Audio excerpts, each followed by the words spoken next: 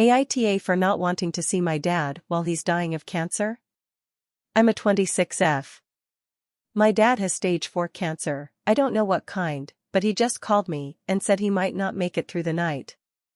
For some background info, both my parents are still together. My mom is codependent along with her own issues, and my dad is a narcissistic drug addict/alcoholic. I have healed the relationship with my mom, but that only happened when I finally stopped trying to fix things after years of begging her to be a better person to me. It's only been about 4 or 5 years of us having a good relationship.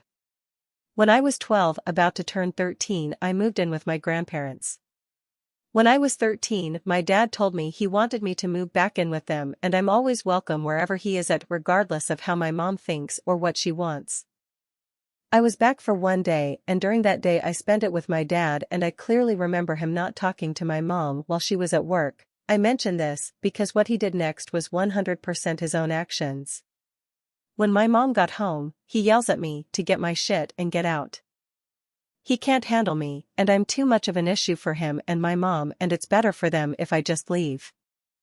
Obviously I was confused, so I remind him of what he said earlier, and he looks me straight in my eyes and says, "I would never say that because I would never want you around me." I haven't lived with them since. For the last 13 years it's been nothing but passive-aggressive behavior when he isn't blatantly telling me how horrible I am and reminding me how they finally got the child they wanted when my sister was born. When I was a kid, I didn't see a lot of my parents' arguments because my parents lived in a bad neighborhood, so I would go to school where my grandparents lived, but every night I'd go home and I would only see my mom yelling at my dad and my dad not understanding why she's like that. Come to find out that he would gaslight her and play the victim when I was around to manipulate me.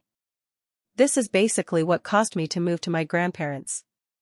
He could no longer manipulate me after I saw things for how they really were. Ever since then, he has treated me like an enemy. Physical, mental, emotional abuse of all kinds is what I've experienced with him, and now that he is on his deathbed he wants to call me crying saying he loves me and always has, and that I need to come see him if he makes it through the night. I am so angry. I am hurt. I'm confused. A part of me is sad. But I'm mostly angry that now he wants to say all of this. He's had cancer for years. I feel like a bad person knowing that I'm probably not going to see him before he dies, because I don't want to. I mourned his death years ago. I don't know what to do. No matter what, it's going to feel bad when he dies. But I know I'm more so upset because he's had years to fix things and didn't. Yet I'm expected to act like all those years didn't happen to make his last moments on earth more comfortable. Am I the asshole for not wanting to go see him and not caring too much about what he's going through after years of abuse, which has caused me to mourn his passing a long time ago?